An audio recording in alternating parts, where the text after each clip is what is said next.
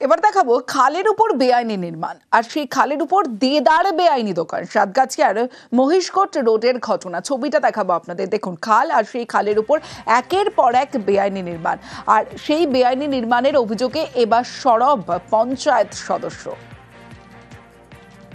খালের উপর বেআইনি নির্মাণ, খালের উপর দেদার বেআইনি নির্মাণ, দোকান। প্রতিবেশী যারা স্থানীয় মানুষজন, তারা কি অভিযোগ করছেন শোনাবো প্রথমে।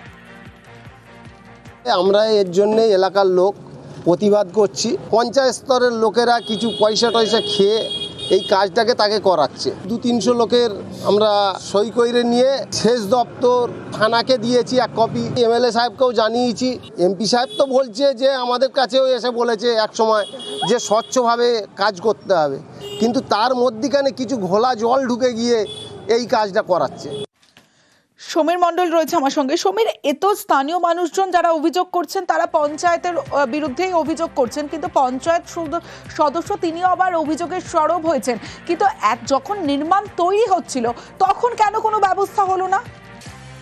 সমস্যা সব থেকে বড় কথা হচ্ছে এই যে যেখানে এই নির্মাণ কাজ হচ্ছে, এবং এর আগেও প্রচুর ওই যে খালটা আছে, সেই খালটা আমাদের যে খালের ওপর দিয়ে বহু বাড়ি হয়ে গেছে, বহু ঘর হয়ে গেছে। তারপরে নতুন করে ওই যে পিলার করে মানে ঘর তুলছে। এরা প্রশাসন থেকে সবাই জানে, পঞ্চায়েত প্রধান থেকে জানে, সবাই জানে, এমএলএ জানে, সবাই জানে।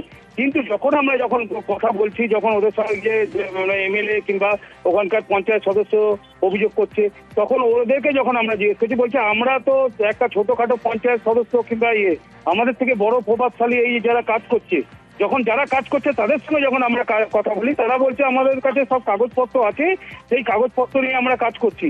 কিন্তু পঞ্চায়েত প্রধান থেকে শুরু করে, সদস্য থেকে শুরু করে, এমএলএ থেকে শুরু করে বলছে খালের উপরে কোনোভাবে আমরা কাজ করবার পারমিশন দিইনি।